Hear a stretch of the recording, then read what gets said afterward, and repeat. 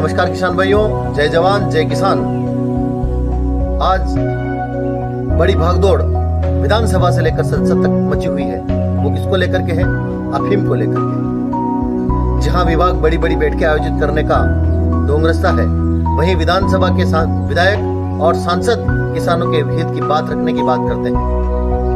कल 9 जुलाई को बड़ी सूचना मिली कि नीमच में नारकोटिक्स विभाग के द्वारा सलाहकार समिति की बैठक का आयोजन किया गया, जिसमें मंदसौर के सांसद सुधीर गुप्ता, जावद के विधायक साहब और बहुत सारी विधानसभाओं के विधायक के साथ में जनप्रतिनिधि उपस्थित रहे, जिन्होंने विभाग को ये कहा कि आप किसानों की समस्या पर विचार नहीं करते हैं।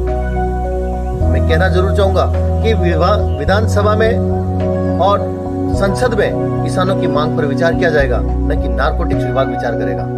सरकार जो अफीम नीति बनाएगी, उस अफीम नीति पर विभाग को काम करना होता है।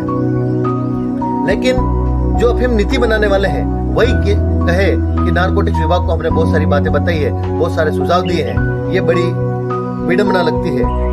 मैंने कल वॉइस ऑफ एमपी की बड़ी न्यूज को देखा। न्यूज वॉइस ऑफ एमपी नई अफीम नीति पर सकलेचा की अलगार। वाकई विधानसभा के विधायक सकलेचा ने किसानों की बात को अफीम नीति में शामिल नहीं करने को लेकर के बड़ा विरोध प्रकट किया और उन्होंने कहा इस तरह की बैठक आयोजित करने से अच्छा है कि किसानों की किसी मांग पर विचार किया जाता। आज किसी मांग पर विचार नहीं किया गया, इस बात से वो काफी दुखित है। उस बैठक में मंदसौर के सांसद साहब श्रीमान सुधीर जी गुप्ता भी थे। उन्होंने भी यही कहा कि किसानों की मांग जितनी भी मांगे हैं उनको मान लेना चाहिए। एक बात कॉमन जरूर निकली है, वो बात ये है, सभी विधायक और सांसदों ने यह जरूर कहा है कि सीपीएस पद्धति गलत है, ये किसान विरोधी है, इसे समाप्त किया जाना चाहिए। सभी ने कहा कि मार्फिन गलत है, एक ही भूखंड में बोए गए 2 पट्टों की मार्फिन अलग अलग आना, एक कंटेन होना फिर भी अलग अलग आना, ये कहीं न कहीं विभाग में गलत बता रहा है। तो बार बार सही व्यवस्थित जांच की जानी चाहिए, इसको भी उन्होंने माना है। उसके बाद में अफीम मूल्य जो आज दिन तक नहीं बढ़ा, उसके बारे में भी बड़ी बात निकल करके आ रही है। लेकिन बात यह है कि विभाग कहां से अफीम का मूल्य देगा?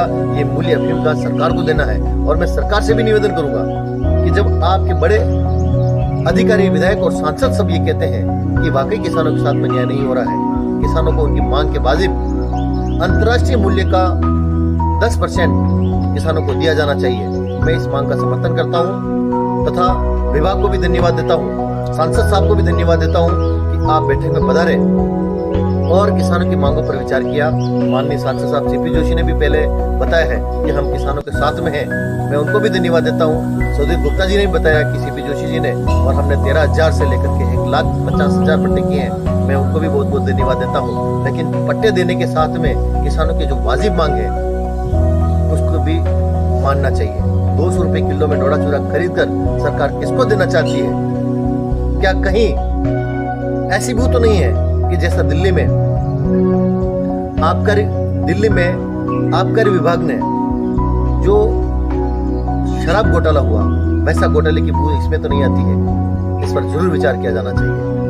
बड़ी बात यह है कि विधायक और सांसद साहब सभी किसानों के हित की बात करना चाहते हैं, लेकिन अफीम नीति में कोई भी सुधार नहीं आना और वही डाक के 3 बात बने रहना एक बात जरूर दर्शाता है कि उम्र भर गालिब हम एक ही गलती करते रहे, धूल चेहरे पे जमी थी और हम आईना साफ करते रहे।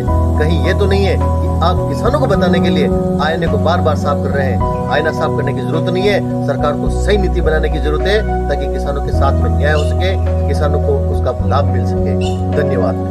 वहीं मंदसौर विधायक विपिन जैन ने बताया कि सन 1996-97 में कट्टे पट्टे बहाल करने, सीपीएस पद्धति को बंद करने, डोडा चूरा को एनडीपीएस एक्ट से हटाकर बाहर करने, यानी कि सभी के मन में एक चीज जरूर है कि डोडा चूरा में जब लुभाई चिराई हो जाती है तो उसमें कोल्डिन सल्फेट की मात्रा नहीं रहती है, और वो नारकोटिक्स विभाग का मामला नहीं है, वो आबकारी विभाग का है। इसलिए उसको एनडीपीएस से हटाकर एनडीपीएस एक्ट में कार्रवाई नहीं की जाए, उसके लिए आबकारी एक्ट में नए प्रावधान बने। इस बात को माननीय विपिन जी जैन ने रखा है। उसके बाद में प्राकृतिक आपदा से खराब हुई फसल में छूट देने के लिए भी माननीय विपिन जी जैन विधायक महोदय ने बात रखी है। बीमा पॉलिसी सहित अन्य बहुत सारी मांगे उन्होंने रखी है। वहीं सांसद राज्यसभा सांसद बंशीलाल जी गुर्जर ने भी नॉमिनी को लेकर के जो उठापटक होती है उसको लेकर के अपने विचार रखे थे। उसके बाद में सीपीएस के डोरे कैसे तोड़वाए जाए उसको लेकर के भी उन्होंने रखी है, तथा किसानों से जो बाल्टी तोले से पहले जो कच्चा तोल किया जाता है उस कच्चा तोल का विरोध बंशीलाल जी गुर्जर ने किया है। उन्होंने कहा कि कच्चा तोल करने से किसानों को समस्या होती है, क्योंकि अफीम को सुखानी पड़ती है और अफीम को तैयार करनी पड़ती है, और तैयार करने के बाद किसान वहां लाता है। जब अफीम सुखाता है तो उसको अलग अलग बर्तन में लेना पड़ता है। इस बात को लेकर के बंशीलाल जी गुर्जर माननीय राज्यसभा सांसद ने अपनी बात रखी है। इसी तरह से अन्य सलाहकार समिति ने भी अपनी बातें रखी थी।